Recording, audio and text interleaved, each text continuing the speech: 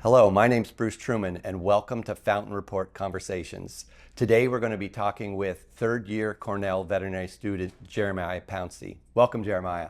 Thank you. Thank you. Excited to be here. Great, great. So you've gone from an HBCU to the Ivy League, Yes, sir. all along the way, building a business and advocating for diversity. Yeah. Was there one defining moment in your journey so far? Yeah, I feel like one of my biggest things, I wouldn't say like a specific moment, but one of the big things I learned going from an HBCU to an Ivy League, I went to North Carolina Agricultural and Technical State University, which is the largest public HBCU. And while I was there, there was a big emphasis on culture, tradition, and remembering who came before you. So paying respect not only to the people that paved the way for me to be in the position that I am today, but also making sure that I am also taking it upon myself to make sure that I'm pulling other people up that look like me into spaces that we are underrepresented in, especially within the world of veterinary medicine.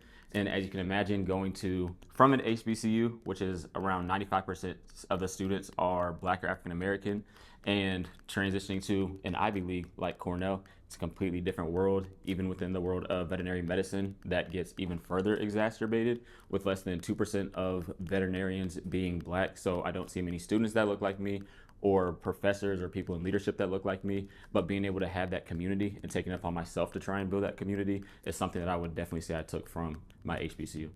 Great, thank you.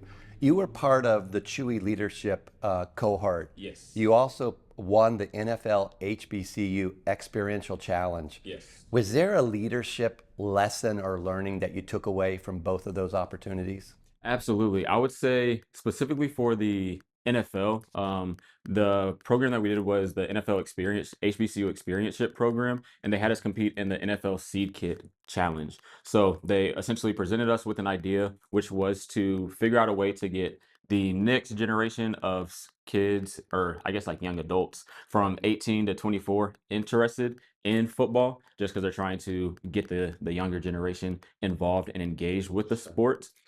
So we got broken up into specific cohorts, and then throughout the entire season, we had mentors helping us develop our business model, business plan, and our pitch deck, and then actually present that to the NFL. But one of the big things that I learned not only from my mentor when I was able to shadow at the LA offices and the New York offices was the fact that this, just like on a football field, everybody has to, of course, put in the preparation beforehand, but everybody has to execute their specific role. And as long as everybody executes their specific role, then everything it should go well. Of course, there are hiccups here and there, but as long as everybody's doing what they need to do to the best of their ability and they put in that preparation, then when it comes to game day, whether it's within the clinic, whether it's trying to make a decision with a team, that we're able to, as a team, get the best chance at getting at the best outcome that we're looking for, if that makes sense.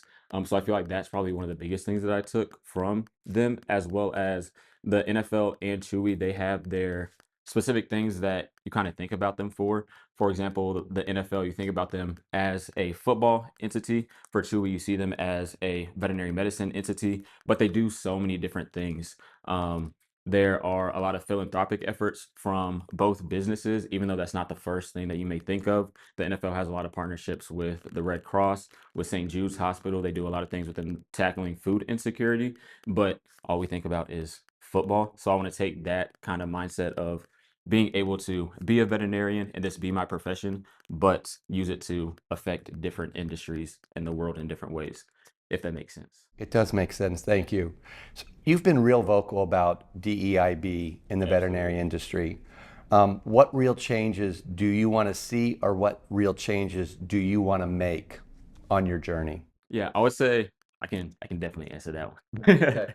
So I would say in terms of what I feel like I haven't been able to see much of that is sort of shifting in a positive direction is the fact that just simply because there aren't a lot of specifically for me Black veterinarians, I don't see many people within the leadership positions that I'm striving for. I don't see a lot of Black veterinary practice owners. I don't see a lot of Black veterinarians interested in business or even in the industry of veterinary medicine as a whole. So it's hard to, one, see myself in a position that I'm trying to get to or have mentors that know the experiences that I go through inherently.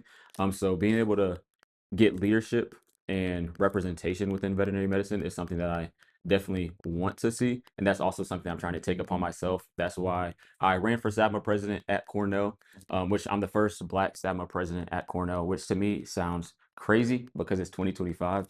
But it's allowed me to do a lot of things in terms of showing the next generation of students, whether it's pre-vet students that we're talking to, or even just kids through programs like BlendVet and partnering with BlendVet and being able to talk to high school students, middle school students, and exposing them to the world of veterinary medicine. I'm trying to take that upon myself to also be that leader and be that person, even though I'm not a big veterinarian yet. I know sometimes I feel like being in the moment, there are people that are further down the road that understand how the end outcome is. But with us being within the program right now, it's hard to see kind of like the journey, like the pathway. Um, but with that being said, being able to have somebody that's actually in it, I feel like would help me a lot. And that's why I try and do that same sort of thing for the people coming up behind me as well.